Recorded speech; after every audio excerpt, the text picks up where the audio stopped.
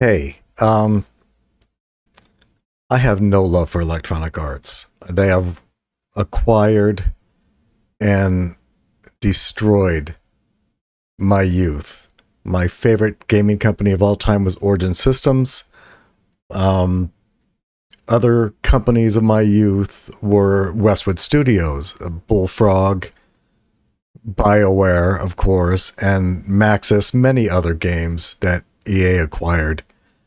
And they're like the Borg. They acquire, then they destroy. Except the Borg are cool because, they gave us 7 of 9.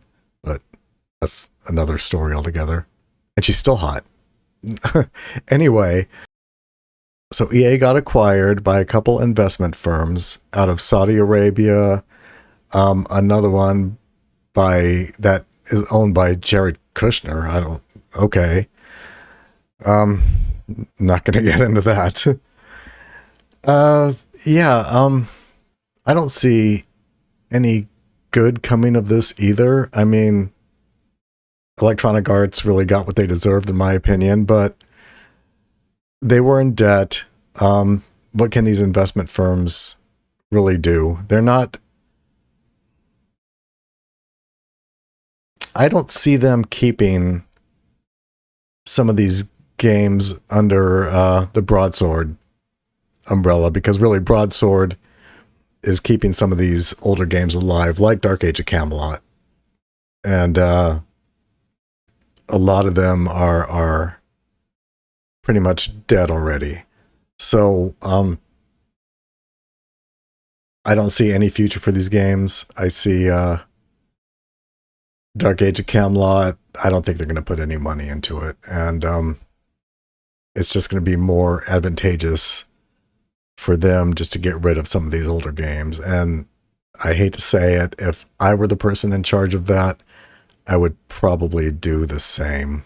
It would take too much money to get a game like Dark Age of Camelot and some of the other older MMOs back on their feet, the ones that aren't doing well already. Star Wars The Old Republic has had some expansions and whatnot added to it, and I think that one's still doing pretty good too. Well, I guess time will tell. I see layoffs and closures in the future. So that is my 2 cents. Enjoy the video.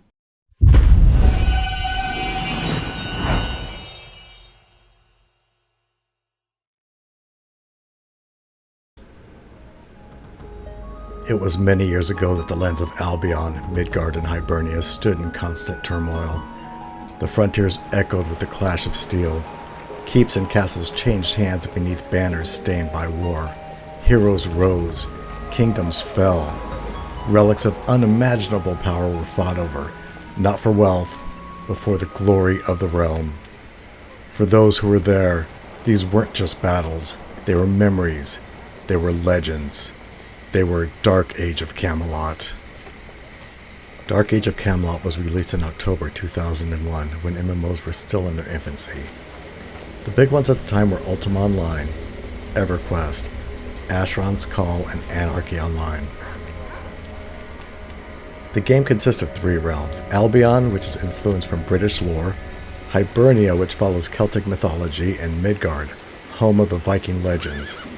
Each realm has 6 distinct races, 7 in total when you add the Minotaur, and 16 different classes in each realm, except for Midgard, who only has a measly 15. The game was built around player versus player, or in this case, realm versus realm, or RVR combat, where you compete and keep in castle sieges in the opposing realm's frontier lands. You could start the RVR battlegrounds, which in the old days, the first battleground you started at level 20, but now you can start at level 1. The battlegrounds are level-based, starting with the Proving Grounds battleground area, which is for levels 1 to 4. Then the next one is 5 to 9, and so on. Once you reach level 50, you can then participate in massive RVR and fight for the relics. Speaking of relics, owning relic keys will provide bonuses and buffs for every player in your realm, so there is an incentive to enter RVR to support your realm. In addition, if your realm holds the majority of the RVR keeps, you gain access to the Darkness Falls dungeon, which is a massive RVR dungeon. So, with a buddy of mine, someone who had played Dark Age of Camelot with me back in the day, decided that we should delve back into the game on the official Mythic EA servers. He assured me that a Hibernian Mentalist Enchanter duo was the way to go because of the major damage in RVR. Seeing that my friend was deep into RVR back in the day, of course I took his advice and guidance on this, so here I am, a brand new level 1 Enchanter. The game put me into their starting zone, which wasn't a thing when the game was released, but I think they did a pretty good job with this zone. It teaches all the basics, gears you up pretty well, and sets you up to enter the old starting zone at level 10. Alternatively, you can jump into the battlegrounds right from the start and level up that way if you choose. Once in Magmel, we noticed new NPCs around the Bindstone. In particular was one that gave you free buffs and another that teleported you to dungeon instances.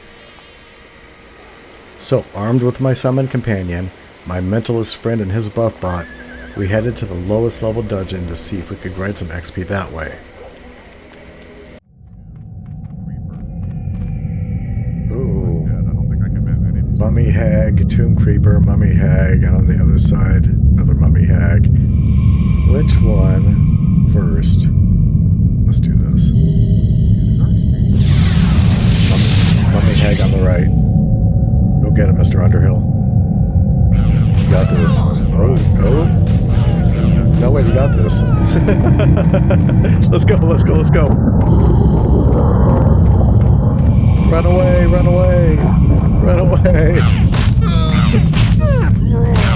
Oh, no, I'm gone.